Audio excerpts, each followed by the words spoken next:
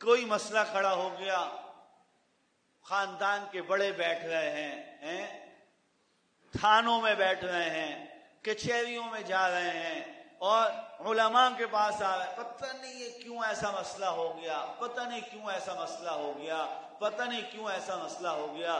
میرے محترم دوستو اور بزرگوں، اللہ رب کریم نے قرآن کریم کے اسلوب سے مکمل سمجھایا ہے کہ دیکھو تمہارے ساتھ ہوگا وہی جو تم نے کیا، جو تم نے دبویا، جو تم نے بجائی کی، جو بیج ڈالو گے وہی نکلے گا، جو بیج ڈالو گے وہی نکلے گا۔